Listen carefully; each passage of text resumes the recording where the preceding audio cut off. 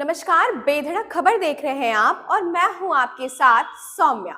दिल्ली विधानसभा की 70 सीटों पर बुधवार शाम को वोटिंग खत्म होने के बाद 11 एग्जिट पोल सामने आए। 9 में भाजपा को बहुमत तो 2 में आम आदमी पार्टी की सरकार बनने का अनुमान है।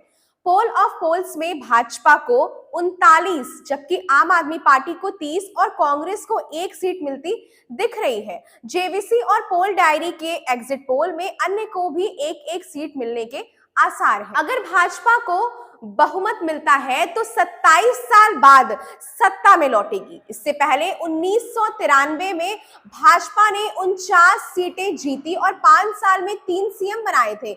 मदन लाल खुराना, साहिब सिंह वर्मा और सुषमा स्वराज तीनों नेताओं के बेटे व बेटी दिल्ली की राजनीति में सक्रिय हैं। खुराना के बेटे हरीश खुराना मोतीनगर से, साहिब सिंह वर्मा के बेटे प्रवेश वर्मा नई दिल्ली से चुनाव लड़ रहे हैं, जबकि बांसुरी स्वराज नई दिल्ली से चुनाव लड़ रही हैं। बांसुरी स्वराज नई दिल्ली से सांसद हैं। दिल्ली विधानसभा की 70 सीटों पर बुधवार को 58% वोटिंग हुई। नतीजे 8 फरवरी को घोषित होंगे। सरकार बनने के लिए 36 सीटों की जरूरत है। अब आपको बताते हैं कि एग्जिट पोल पर 3 बयान। पहला, बीजेपी सांसद मनोज तिवारी द्वारा कहा गया बयान। उन्होंने कहा कि मैंने अभी जो एग्जिट पोल देखे हैं, मुझे लगता है कि हमारा रिजल्ट एग्जिट पोल से बेहतर होने जा रहा है। लोगों के बीच जो प्रतिक्रिया हमने देखी है उससे भाजपा सत्ता में आ रही है या भाजपा की घर वापसी है। आम आदमी पार्टी नेता सुनील गुप्ता का बयान। उन्होंने कहा, हमारा चौथा चुनाव है और हर बार एग्जिट पोल में आम आदमी पार्टी की सरकार बनते हुए नहीं दिखाई देती है। अरविंद केजरीवाल ने दिल्ली के लोगों के लिए काम किए हैं। 8 फरवरी को नतीजे आम आदमी पार्टी के पक्ष में आएंगे। तीसरा बयान, कांग्रेस सांसद गुरजीत सिंह औजला का बयान।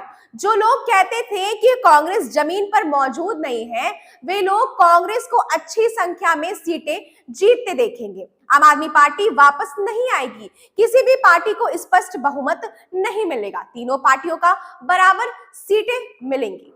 अब आपको बताते हैं कि ये एग्जिट पोल दरअसल है क्या।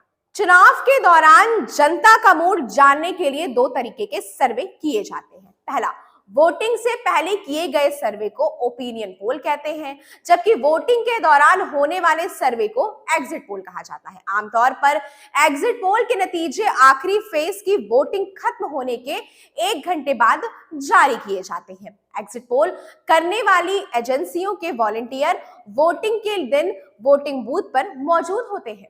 ये वॉलेंटियर वोट देकर लौट रहे लोगों से सुझाव लेते हैं और उनसे जुड़े सवाल भी पूछते हैं। वोटर्स के जवाब के आधार पर रिपोर्ट्स बनाई जाती है, जिससे पता चले कि वोटर्स का रुझान किस तरफ से ज्यादा है। इसी आधार पर चुनाव के नतीजों का अनुमान लगाया जाता है।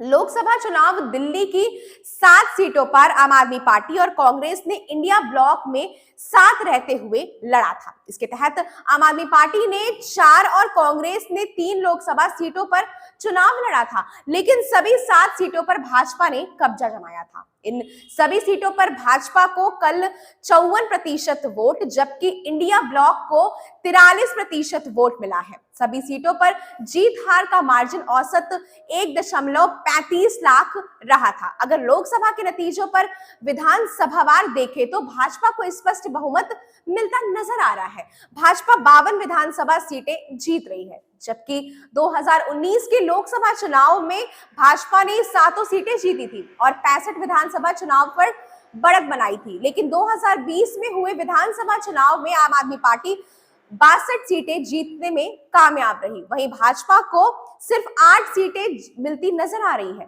इसी तरफ 2014 की प्रचंड मोदी लहर में भाजपा 7 लोकसभा सीटें जीतकर 60 विधानसभा सीटों पर आगे रही थी, लेकिन 2015 के विधानसभा चुनाव में आम आदमी पार्टी ने 67 सीटें जीती और भाजपा 3 सीटों पर सिमट गई। विधानसभा चुनाव में करीब 18% स्विंग वोटर्स किंग मेकर साबित होते हैं। दिल्ली चुनाव लोकसभा के करीब 9 महीने बाद होते हैं। इतने कम वक्त में ही वोटिंग ट्रेंड्स में बड़ा बदलाव देखने को मिलता है। पिछले 3 विधानसभा और लोकसभा चुनाव का विश्लेषण करें तो स्विंग वोटर्स ही दिल्ली की सत्ता तय कर रहे हैं। दिल्ली में किसकी सरकार आएगी यह जानने में फिलहाल अभी 2 दिन बाकी है। अब दिल्ली में किसका राज होगा ये भी देखने वाली बात होगी। बहरहाल इस खबर पर आपकी क्या राय है, हमें अपनी प्रतिक्रिया जरूर बताएं। ऐसी तमाम सारी खबरें देखने के लिए बने रहे बेधड़क खबर के साथ। धन्यवाद।